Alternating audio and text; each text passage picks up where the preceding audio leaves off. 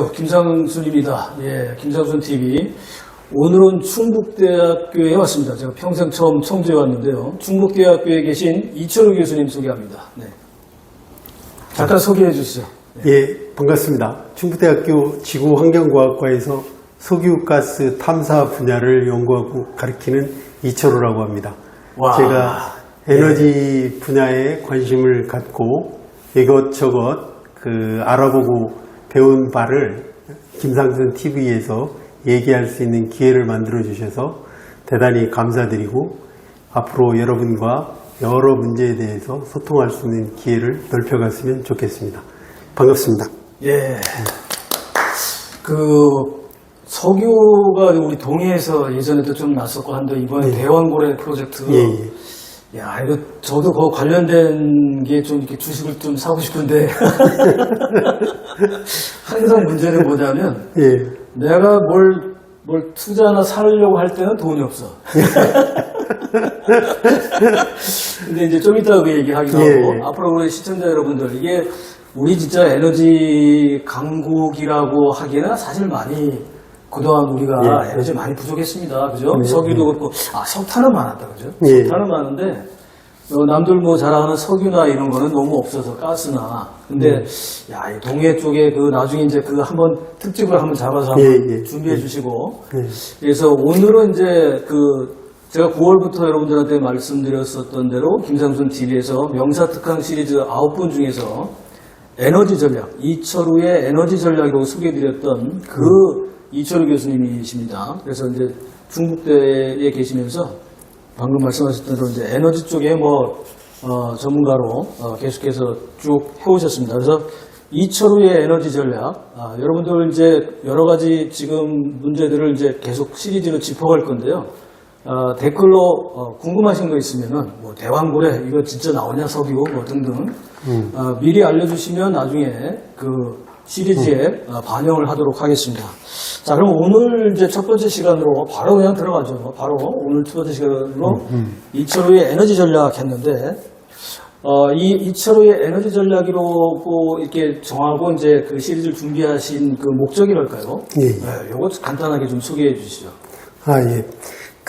요즘 여름철에 기후위기다 이런 말들이 많이 나오는데 그걸 한꺼풀 뒤집으면 에너지 문제하고 연관이 되지 않습니까? 그렇죠. 그런데 에너지 문제가 굉장히 다양한 분야에 이해 당사자들도 많고 서로 얽혀 있거든요. 네. 그러다 보니까 에너지 문제에 대해서 깊이 있게 배우기가 어려워요. 예, 저도 많이 아는 건 아니고 그래도 저는 이제 전체적인 거를 보려고 꽤 많이 노력을 했거든요. 그래서 그런 에너지 문제에 대한 이해를 좀 더 지도님과 함께 더 높여보자. 그래서 이제 에너지 분야의 전문가들이 어려운 용어를 쓰면 막 헷갈리게 만들고 그런 부분도 있거든요. 그런 개념도 소개하고 그리고 이제 이렇게 이해가 넓어지면 여러분들과 집단 지성, 그렇죠. 김상순 박사님께서 항상 강조하는 집단 지성으로 에너지 문제를 풀어가는 노력을 기울일 수 있게 되지 않을까. 예.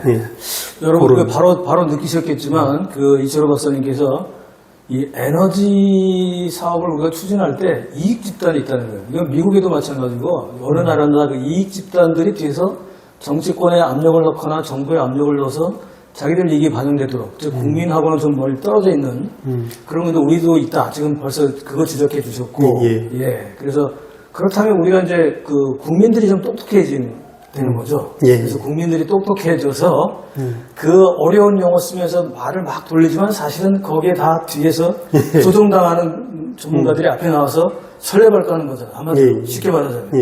그래서 우리 국민들이 같이 공부하셔야 됩니다. 집단지성이 그래서 중요한 건데요. 오늘 목적 스타트하면서부터 여러분들이 아마 기대가 되실 겁니다. 네.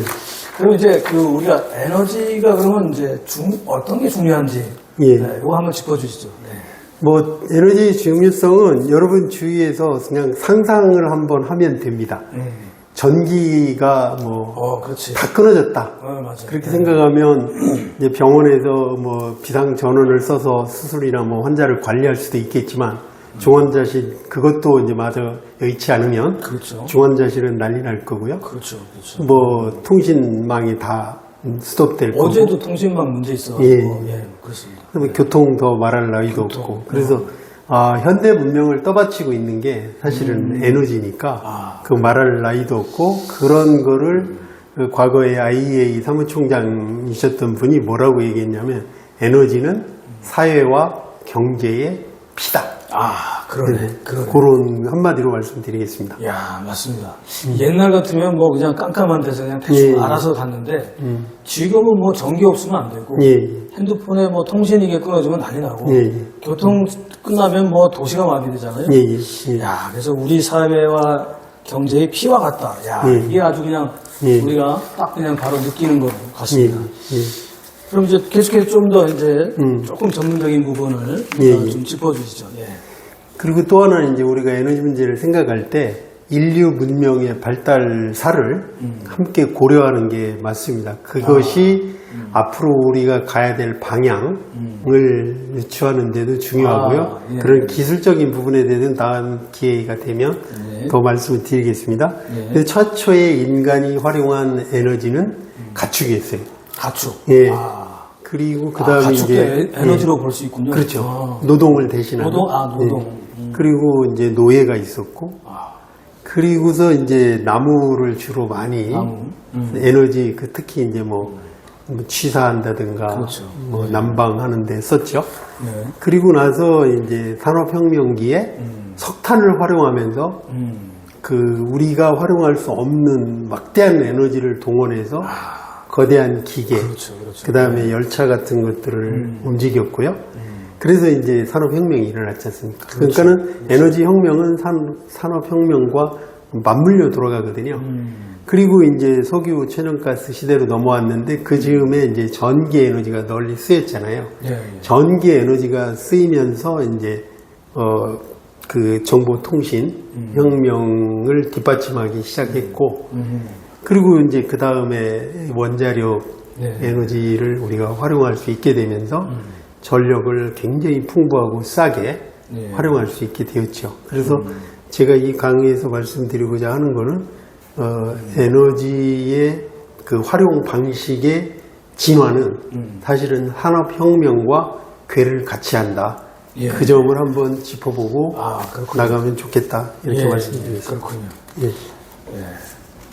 그러면 이제 이 뒤에 이제 에너지 소비와 연관된 거 좀 설명을 좀 해주죠. 그럼 그 많은 에너지들을 이제 어떻게 우리가 소비하고 에너지 소비량이 이제 중요한 게 에너지의 중요성 가운데 하나를 이제 뭐로 볼 수 있냐면 우리의 삶의 질하고 연관시킬 수 있습니다. 지금 이제 화면에 이제 도표가 나가는데 한번 보시면 돼요. 그게 이제 여기서 UN 인간개발 지수라고 하는 게 있는데 이것이 에너지 소비하고 그대로 거의 비례관계가 있어요. 그래서 전 세계 인구의 80%가 1인당 한 100기가줄 연간 그 이하로 쓰는데 이 부분에 속하는 그 사람들은 인간 개발 지수가 굉장히 낮아요. 80%. 지금 화면에서 왼쪽으로 보시면 됩니다. 왼쪽에 밀집되어 있는 점을 보시면 돼요. 그래서 이 100기가줄보다 1인당 소비량이 많은 나라들은 이제 선진국에 가까운데 거기서는 이제 교육 수준이라든가 의료 혜택, 뭐 그다음에 자기 개발 노력 이런 것들이 굉장히 활성화되어 있는 인간 개발 지수가 높은 초기 스카죠. 그래서 에너지를 우리가 어떻게 수급하느냐 하는 것이 결국은 우리 삶의 질하고 관계가 있다. 그렇군요. 이 평상시에 생각하지 않았던 건데, 듣고 보니까 바로 그렇습니다. 이 도표에서 우리나라는 어느 정도 가 있을까요? 지금 보면? 우리나라는 한 300부근입니다. 300부근. 기가줄 부분. 오른쪽에 한 3분의 1 정도 지점으로 보시면 될 것 같습니다. 그러니까 여기 지금 우리나라는 226이라고 좀 밑에 표에 있지 않습니까? 밑에 표에 우리 거는 226. 그러니까 오른쪽으로 밑에 하단에 오른쪽으로 한 200부근에 보시면 됩니다. 거의 한 가운데 정도 보시면 됩니다.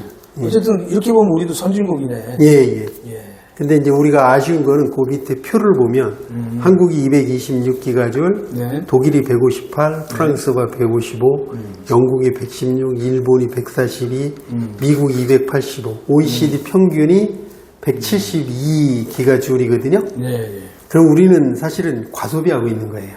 아, 이게 우리는 또 좋은 게 아니네. 이게 그렇죠. 숫자가 보면. 예, 아. 그래서 요런 부분에 이제 수치를 보고 우리 에너지 정책이 어느 쪽으로 가야 될까 하는 거를 함께 고민하고 노력하자는 거죠. 아, 그러니까 우리가 이제 효율 향상이 필요하다. 아, 그렇군요. 이게 예.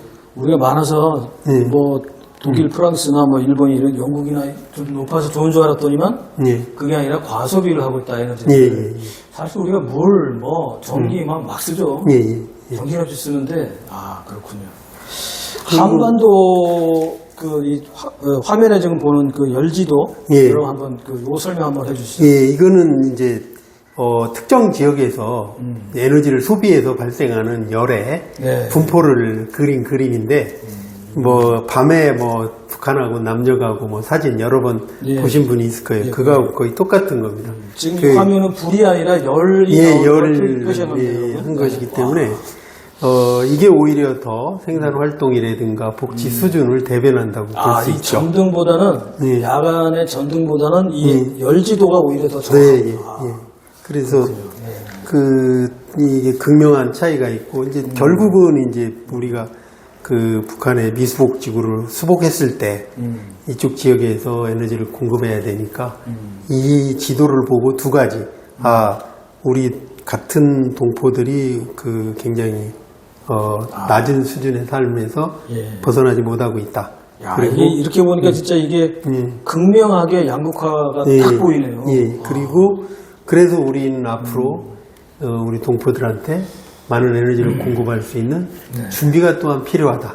이 두 가지를 이 그림을 보고 생각했으면 좋겠습니다. 네.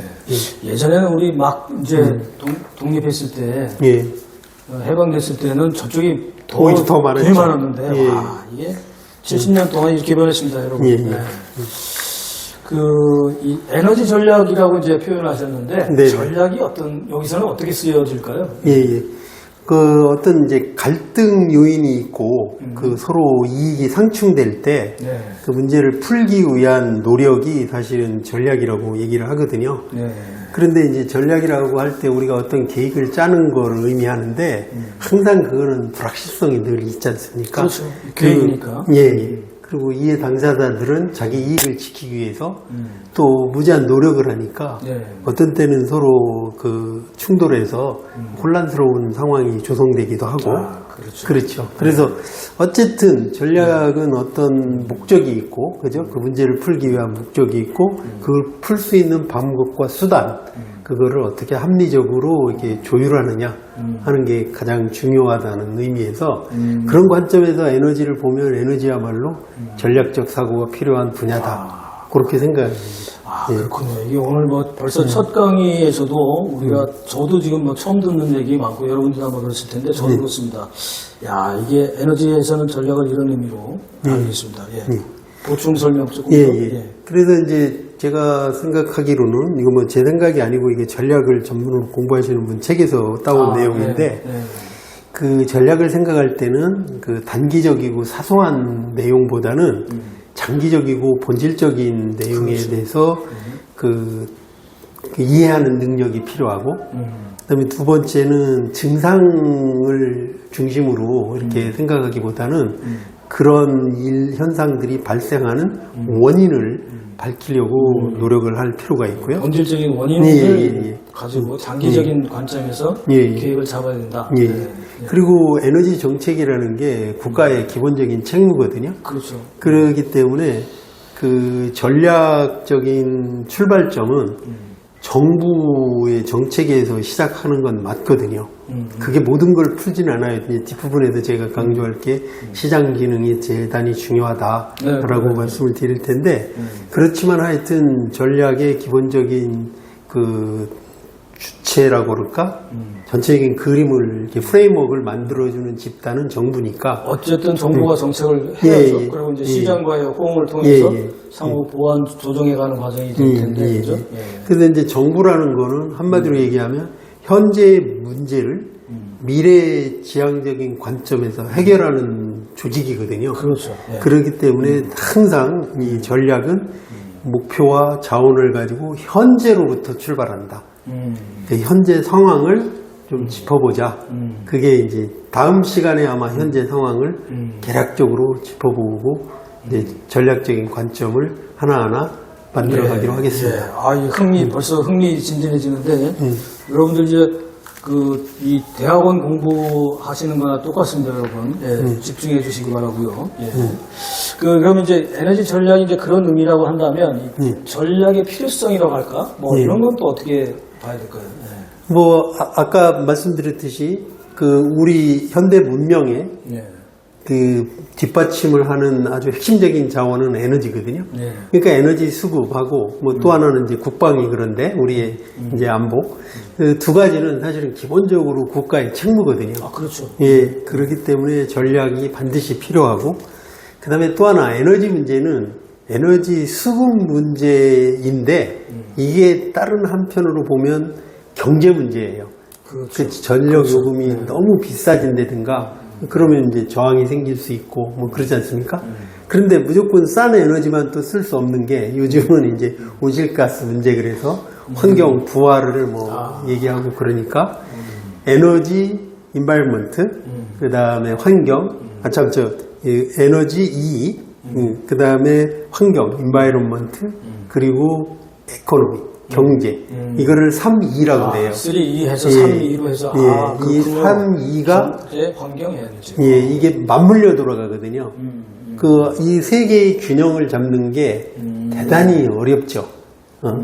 그리고 왜 또 그러면 이 세 개의 균형 잡는 게 답이 없냐면 실제로 에너지 활용하는 거는 국가마다 시대마다 틀리거든요. 그렇겠죠. 시대마다 주로 활용하는 에너지가 달랐고 우리 같은 경우에는 가용한 에너지원이 제한되어 있지 않습니까? 네, 그렇죠. 뭐 나라가마다 그게 다 같은 건 아니잖아요. 다르니까. 그래서 각국마다 이 좀 합리적인 의사결정이 필요하다. 네. 그런 차원에서 전략적인 사고가 절대적이다라고 얘기를 합니다. 예, 그렇군요. 일단 뭐 우리처럼 많이 수급이 많이 필요한 쪽에서는 이제 또 특히 그렇겠지만 또 남아도는 쪽도 일부는 이게 이제 어쨌든 국제시장이 또 풀어서 또 다른 걸 또 교환하고 뭐 이렇게 해야 되니까. 아, 그렇군요. 예. 재밌습니다. 점점 얘기가.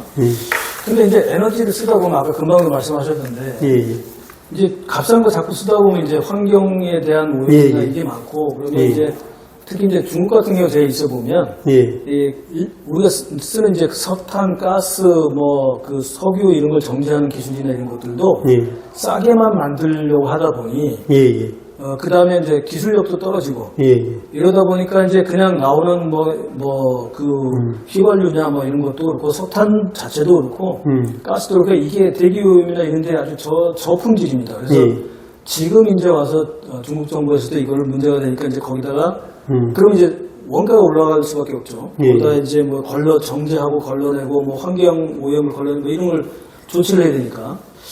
야, 그래서 이제 그 부분은 또 우리 입장이나 또 어떻게 보시는지. 그러니까 이제 점점 전기화되고 그러면서 더 많은 에너지. 예전에는 뭐 가정에서 냉장고 뭐 에어컨 있는 집들이 많지 않았었거든요. 근데 지금은 어지간하면 다 써야 되고. 우리 초등학교 때 동네 텔레비전, 흑백 텔레비전 하나 있었잖아요. 그래서 더 많은 에너지가 필요한데. 맞아. 그 더 많은 에너지를 값싸게 얻을 수 있는 건 이제 현재 기준으로 보면 화석연료가 대부분이거든요. 일단 값싸니까. 그렇죠. 그런데 그거를 쓰면 이제 이산화탄소를 많이 배출하니까 그거를 지금 규제하고 있지 않습니까? 그래서 이상적으로는 에너지는 많이 생산하고 온실가스 같은 거 배출은 적게 하는 그거를 요구하는 시대인데 이거에 대한 이상적인 해결책은 없습니다. 아, 이건 난제야, 난제. 이거를 뭐 신재생 RE100이라고 그래서 신재생 에너지가 그걸 다 담보할 거라고 말하는 분들도 있는데 그거야말로 거대한 사기입니다. 아, 그렇습니까? 그거는 이 알리만 되면 되는 거 아닙니까? 그게 불가능하다는 거는 이제 다음 한 세 번째쯤 시간에 신재생 에너지를 어떻게 볼 것인가. 이 시리즈 벌써 3편 나왔습니다. 세 번째 시간. 그때 이제 말씀을 드리기로 하고. 예. 그렇지만 어쨌든 지금 시대는 그 에너지 전환의 시대거든요. 그렇죠. 예. 그래서 그 점을 우리가 그런 시대에 살고 있다는 거를 예. 그래서 자세한 얘기는 우리 3편에 감안해야 됩니다. 예, 좋습니다.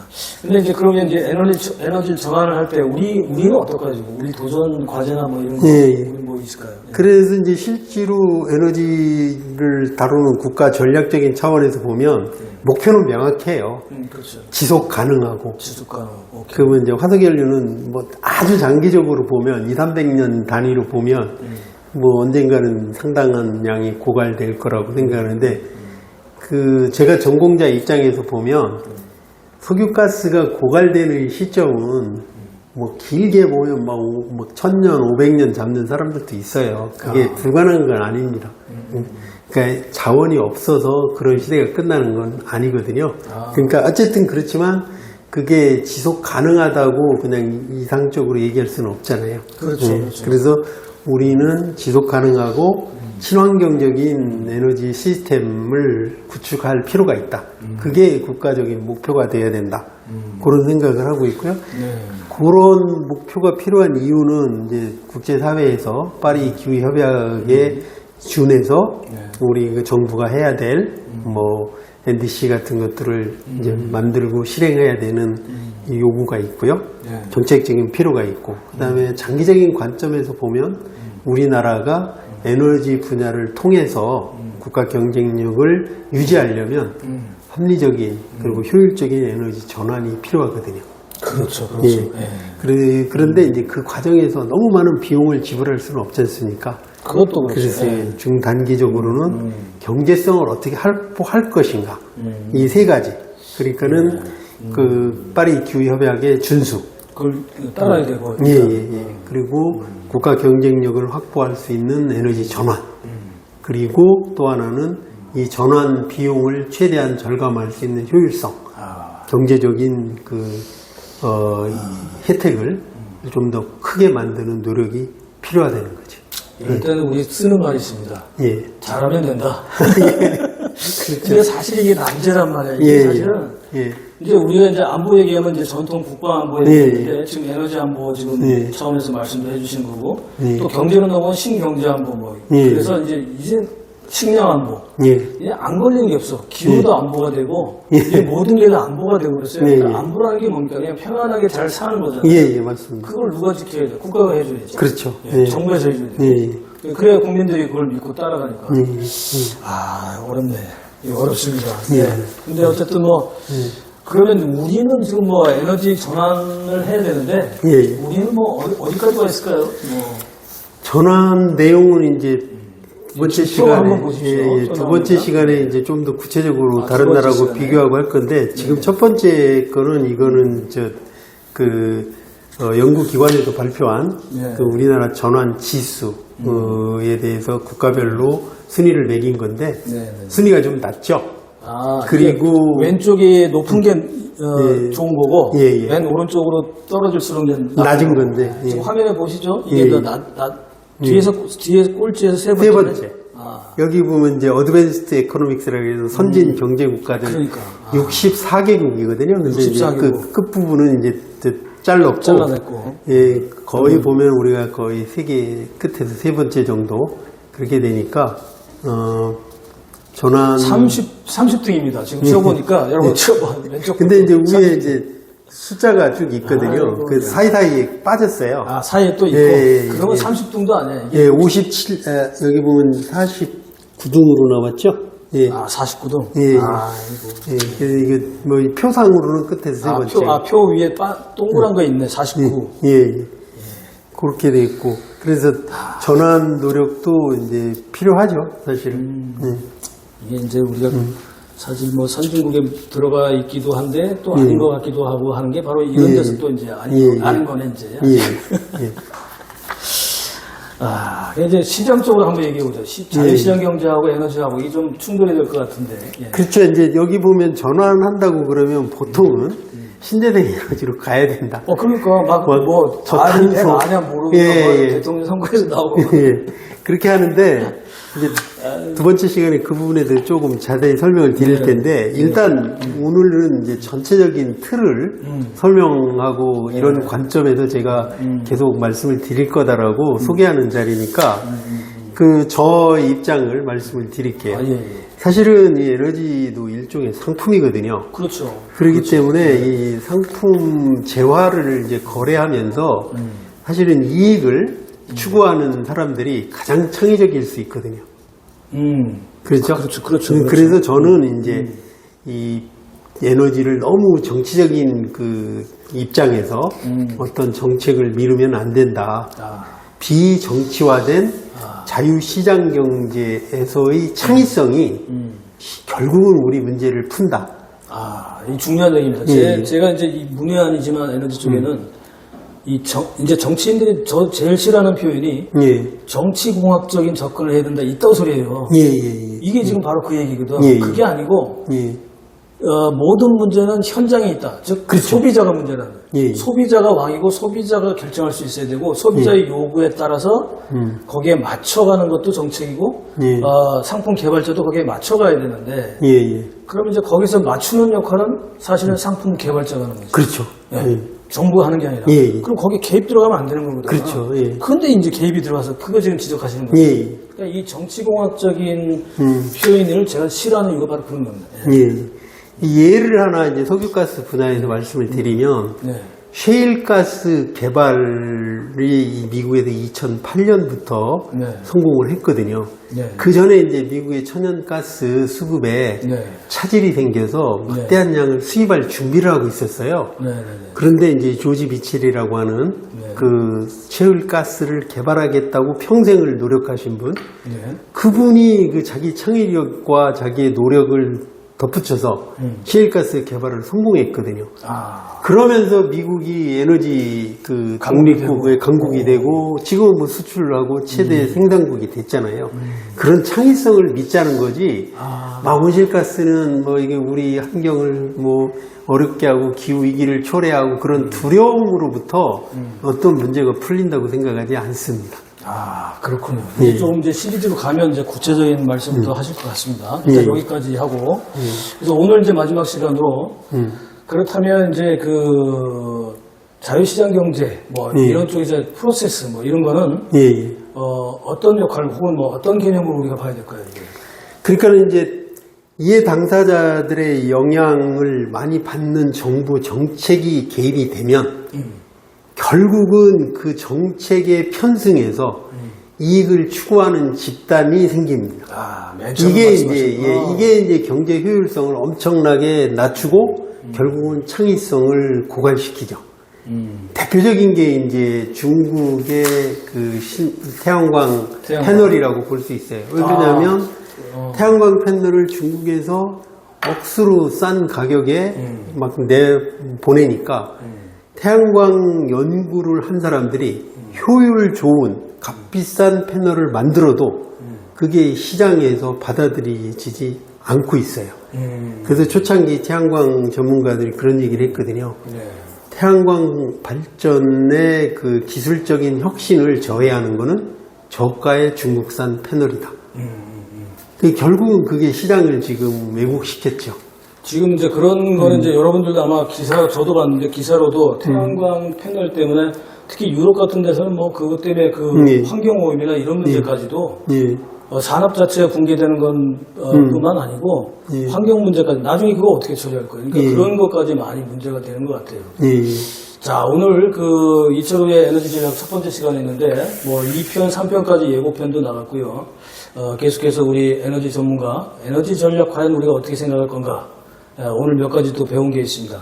자, 오늘 그 1편 소개 반갑고요. 그래서 지금까지 이철우 교수님이었습니다. 네. 감사합니다.